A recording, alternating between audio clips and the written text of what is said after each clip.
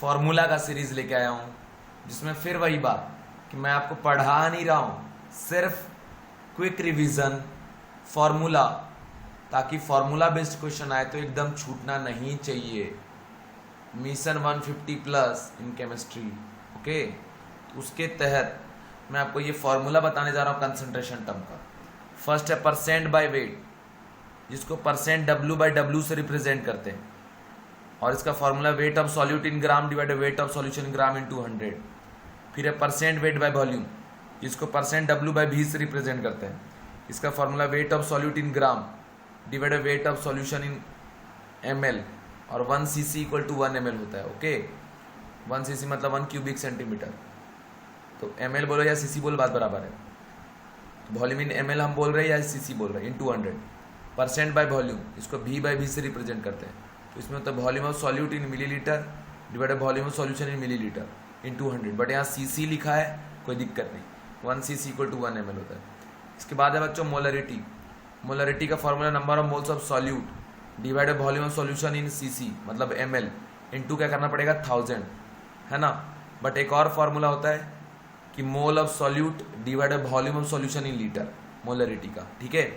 दो फॉर्मूला, एक ये हो गया कि वॉल्यूम अगर आप ml में रख रहे मतलब cc में रख रहे, 1 cc इक्वल टू क्या होता है 1 ml, याद रखिए, ठीक है।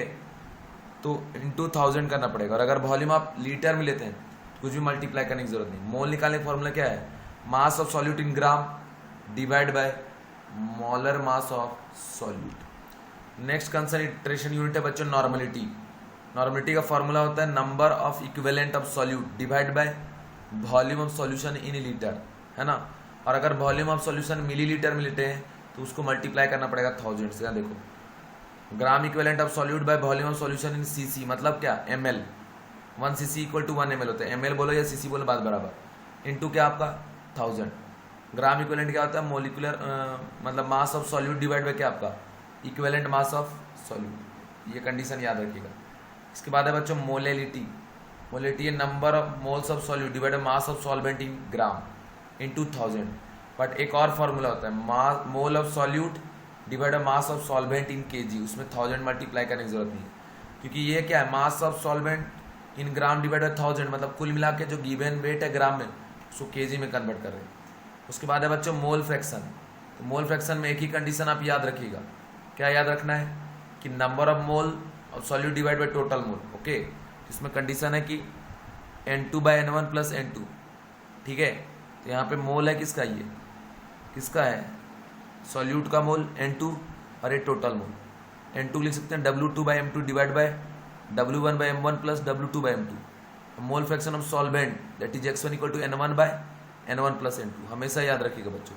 और याद रखना जितने भी मोल फ्रैक्शन है उन सभी का सम इक्वल टू 1 होता है, where W1 M1 are mass and molar mass of solvent, where W2 and M2 किसके लिए सॉल्यूट के लिए, X1 equal to X1 plus X2 is equal to 1 in general for a solution containing many component ABC, बहुत सारे अगर हैं तो क्या करेंगे XA equal to Na by N total and so on, और जितने भी मोल फ्रैक्शन उन सभी का सम क्या होगा 1। स्ट्रेंथ होता है बच्चों ग्राम पर लीटर में हम एक्सप्रेस करते हैं, ठीक है, समझिए, जिसका फॉर्मूला है नॉर्मलिटी इंटू इक्विवेलेंट वेट या मोलरिटी इंटू मोलर वेट, ठीक है।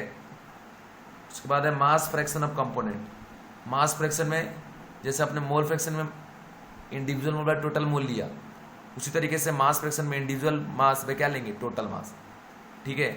अगर मास फ्रैक्शन ऑफ कंपोनेंट भी तो WB बाय क्या WA प्लस WB, और यहाँ भी XA plus XB equal to क्या होगा 1 पार्ट्स पर मिलियन।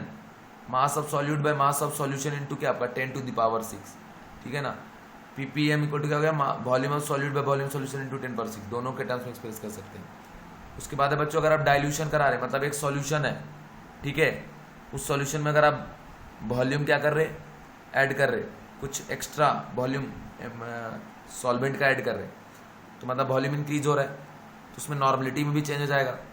तो कंडीशन ये होता है कि वहाँ पे नंबर ऑफ इक्विवेलेंट में चेंजेस नहीं आता, इसलिए हम लोग ये फॉर्मूला लगाते हैं N1V1 इक्वल टू N2V2, इसको डाइल्यूशन फॉर्मूला कहते हैं।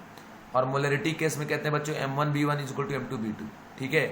जब एक सॉल्यूशन में वॉल्यूम सॉल्वेंट का बढ़ा देंगे तो डाइल्यूशन फॉर्मूला वाला लगा देंगे M1V1 is equal to M2।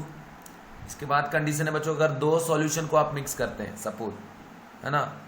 तो रिजल्टेंट सॉल्यूशन का नॉर्मलिटी क्या होगा, तो याद रखिएगा सॉल्यूशन 1 का नॉर्मलिटी और वॉल्यूम दिया रहेगा, सॉल्यूशन 2 का नॉर्मलिटी वॉल्यूम दिया रहेगा। तो करिएगा N1B1 plus N2B2 is equal to N final मतलब N3 into V1 plus V2, ठीक है। इसको सॉल्व करके निकालेंगे। इसके बाद याद रखना बच्चों, molarity, normality, percent W/V, percent B/V temperature पे डिपेंड करता है, but molarity, mole fraction, percent weight by weight, ठीक है, ये सब टेम्परेचर पे डिपेंड नहीं कर। इसके बाद है बच्चों एंड में कंसंट्रेशन यूनिट में आपस में रिलेशन जो कुछ है वो मैं यहाँ बताने जा रहा हूँ, ठीक है। ये देखो जरा ध्यान से, ठीक है ना। कंडीशन ये है कि इसके अलावा भी और रिलेशन है, बट जो इंपॉर्टेंट है, जो आने के चांस रहे एग्जाम में, वही मैं बता रहा हूँ, ठीक है। यहाँ मोल fraction of solute into molarity of solution के बीच में रिलेशन। बच्चों याद रखना M1 जो है वो मोलर मास है सॉल्वेंट का, और M2 जो है मोलर मास है सॉल्यूट का। X1 जो है मोल फ्रैक्शन है सॉल्वेंट का, और X2 जो है मोल फ्रैक्शन है सॉल्यूट का।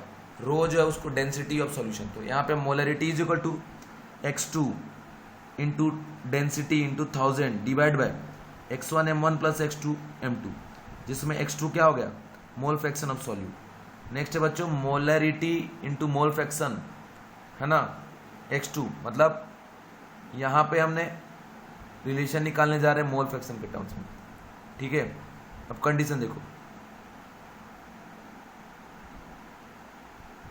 Molarity into molar mass of solvent into 1000 divide by density into 1000 minus molarity into molar mass of solute. ये क्या हो गया बच्चों, मोल फ्रैक्शन किसका, सॉल्यूट का।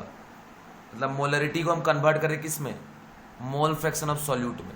X2 क्या है, मोल फ्रैक्शन ऑफ सॉल्यूट। उसके बाद बच्चों मोल फ्रैक्शन इंटू मोललिटी, तो ये मोललिटी में एक्सप्रेस कर रहे हैं मोल फ्रैक्शन को, तो याद रखिएगा molarity is equal to X2 मतलब mole fraction of solute divide by mole fraction of क्या, solvent into 1000 by molar mass of solvent. So molality into mole fraction, molality को मोल फ्रैक्शन में, तो mole fraction मतलब X2 मतलब क्या, solute का mole fraction is equal to molality into molar mass of solvent divide by 1000 plus molality into molar mass of solvent. ये याद रखिएगा, ठीक है।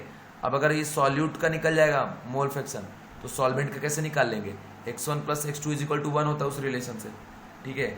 इसके बाद है बच्चों मोललिटी एंड मोलरिटी का रिलेशन। तो molarity is equal to molality into density of solution into 1000 divide by 1000 plus molality into molar mass of solute, ठीक है। इसके बाद आप कंडीशन जरा देखें यहाँ पे, लास्ट कंडीशन है मोलरिटी इंटू मोललिटी। तो मोलरिटी इक्वल टू हो गया molarity into 1000 divide by 1000 into density minus molarity into molar mass of solute. देखो यहाँ लिखा है M1 एंड M2 आज are molar masses of solvent and solute, rho is density of solution, M is equal to molarity, small equal to molality, X1 mole fraction of solvent, X2 mole fraction of क्या आपका, मोल fraction of क्या आपका, solute. Clear है बच्चों, thank you, bye.